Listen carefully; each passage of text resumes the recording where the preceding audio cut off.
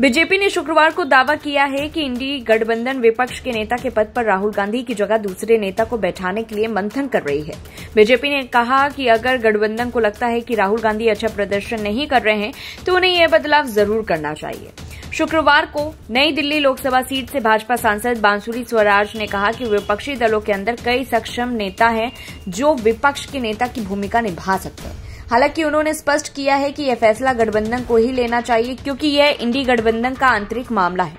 BJP के दावे के बारे में इंडी गठबंधन ने कोई प्रतिक्रिया नहीं दी। विशेषज्ञों के मुताबिक कम से कम 10% सीटों के साथ सबसे बड़े विपक्षी दल के सांसद को ही नेता प्रतिपक्ष के रूप में नियुक्त किया जा सकता है।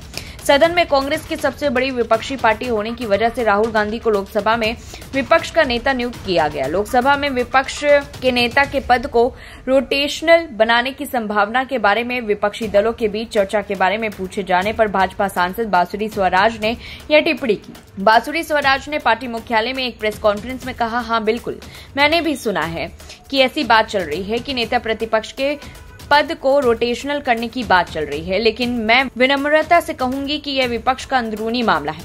बांसुरी स्वराज ने कहा कि विपक्ष में कई सक्षम नेता हैं। उन्होंने कहा विपक्षी दलों में ऐसे कई नेता हैं जो नेता प्रतिपक्ष का कार्यभार संभालने में काफी सक्षम हैं। अगर इंडी अलायंस को लगता यह है कि माननीय राहुल गांधी पूरी कर्तव्य निष्ठा से अपना पदभार नहीं संभाल पा रहे हैं तो ये निर्णय उन्हें लेना है। इसी बीच आम आदमी पार्टी के नेताओं ने कांग्रेस और राहुल गांधी की आलोचना करते हुए कहा कि क्या विपक्ष ने मिलकर चुनाव लड़ा होता?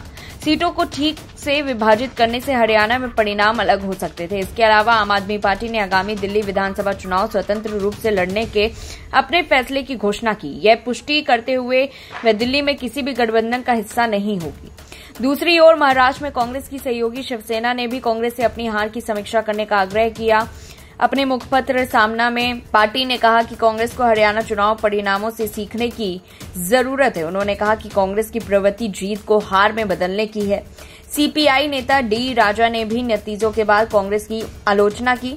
उन्होंने कहा कि इंडिया ब्लॉक ने ऐसा नहीं किया, हरियाणा में मिलकर चुनाव लड़े जिससे बीजेपी को बढ़त मिली। उन्होंने इस बात पर जोर दिया कि कांग्रेस को अपने दृष्टिकोण पर गंभीरता से विचार करने की जरूरत है। इस बीच समाजवादी पार्टी, जिसे हरियाणा में कांग्रेस ने किनारे कर दिया था, हरियाणा चुनाव परिणाम आने के तुरंत बाद उत्तर प्रदेश में 10 विधानसभा सीटों पर आगामी उपचुनाव के लिए 6 उम्मीदवारों की घोषणा हुई। सूत्रों के मुताबिक इनमें से कुछ सीटें ऐसी थी जिन पर कांग्रेस की नजर अपने लिए थी।